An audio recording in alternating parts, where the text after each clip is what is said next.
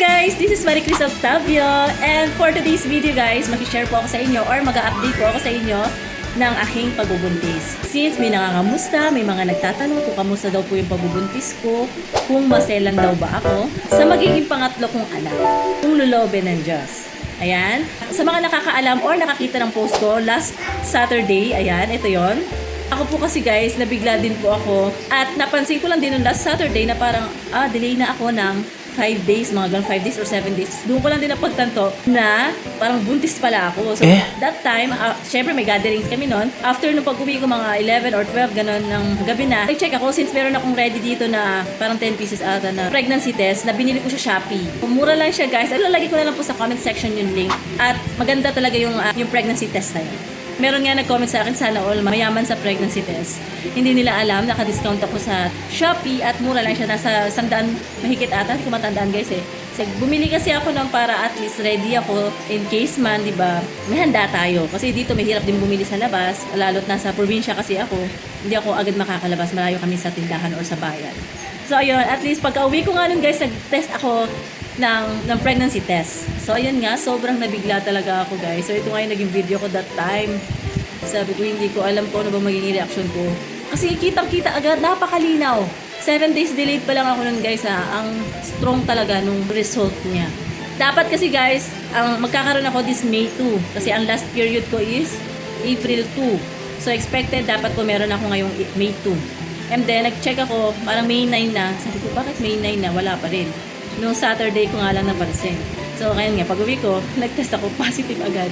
Hindi ko alam yung mararamdaman ko, kung masaya ba ako o malungkot. Kasi nakakabigla guys eh. Kasi kapag isip ako, kasi yung anak ko, 19 months old pa lang, baby pa siya. Pero ang kagandahan nga, kasi nag-stop ako na breastfeed sa kanya nung March pa. So, 2 months na rin siyang hindi na nakakapag-breastfeed. Pero bago ko yun magawa sa kanya guys, sobrang hirap kasi naawa ko sa kanya kasi hinahabol niya yung gatas. Pero awa naman ng Diyos, meron akong ginawa na ayaw na niya magdede sa akin. Kaya naman, yun, nag-formula milk na lang siya. Kaya yun, kaya naman ako mahihirapan sa kanya in case magka-baby kami ngayon. Kung halimbawa, lumabas na si baby kasi walang kaagaw yung baby ko sa gatas kasi hindi na siya nagdede sa akin. Ngayon guys, syempre alam kong blessing to at kaloob to ng Diyos. Wala naman akong karapatan na magreklamo kasi binigay niya to. Sa mga nagsasabi na dapat daw may birth control daw ako. Sino? Hindi naman natin masasabi yun guys kasi nagko-control naman kami.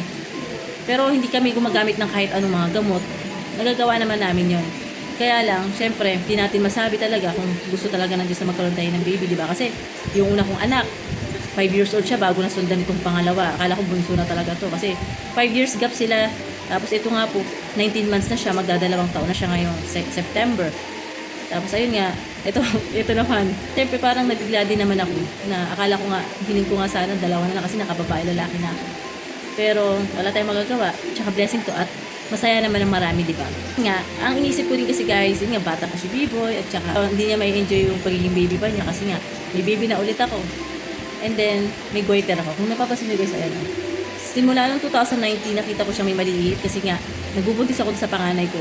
Hanggang sa ngayon, tinan niyo, nakita niyo. Tinigil ko yung anak ko sa pagpapadede kasi in case na yung result ay hindi maganda at maggagamot ako, ayoko na didede sa akin yung anak ko kasi nga, syempre, ayoko yung iinamin kong gamot yung matatanggap niya.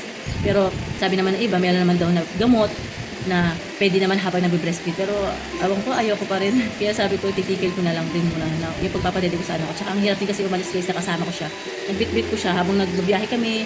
Hirap din kasi guys eh. Tsaka tututusin, hindi talaga ako pwede magbuhat ng mabibigat talaga kasi lalaki nga siya ng lalaki. Tapos ayan, lumalaki siya. Siguro pagka nagbubuntis ako, lumalabas siya. Goiter siya, sa labas lang. Hindi ko alam kasi kung naging hypo o hyper ako, parang hindi naman eh. Parang goiter lang siya. Hindi siya katulad ng iba ng cancerous. Ayan. Parang hindi naman. Pero magpapacheck up pa rin ako. Siyempre habang nagbubuntis ako, kailangan pa rin malaman kung ano bang lagay niya habang nagbubuntis ako. Ayun. So sa mga may ganito guys, goiter, pwede kayo mag-comment dyan or mag-suggest sa akin kung ano bang dapat gawin, etc. Ayun nga, about sa maselan daw ba ako. Kasi guys, yung unang-una kong anak, yung panganay ko, hindi talaga ako maselan. Hindi ako nagsusuka, wala. Pati yung pangalawa, ang babait nila. Pero itong pangatlo, ay nako, hindi ko alam. Susuka ako. Tsaka may maamoy lang ako, nasusuka ako. Ma-artist siguro siya. Tapos kumain ako ng favorite kong paulam. Nagsuka ako. Meron ako ilan na sukang kanin. favorite ko yun, pero sabi nga nila kapag nagsusuka ka or ayaw mo daw kainin yun, ibig sabihin ayaw din daw ni baby yun.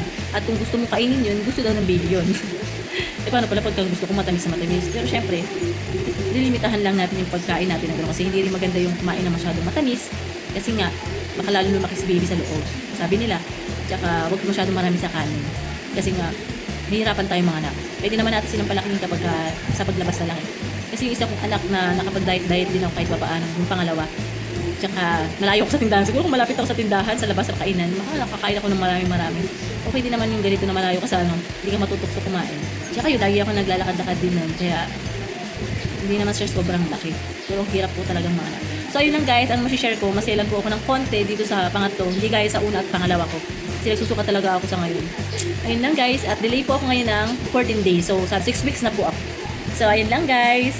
Salamat sa mga nangangamusta sa akin. And yun lang, masabi ko, keep the faith, love, and hope! Bye!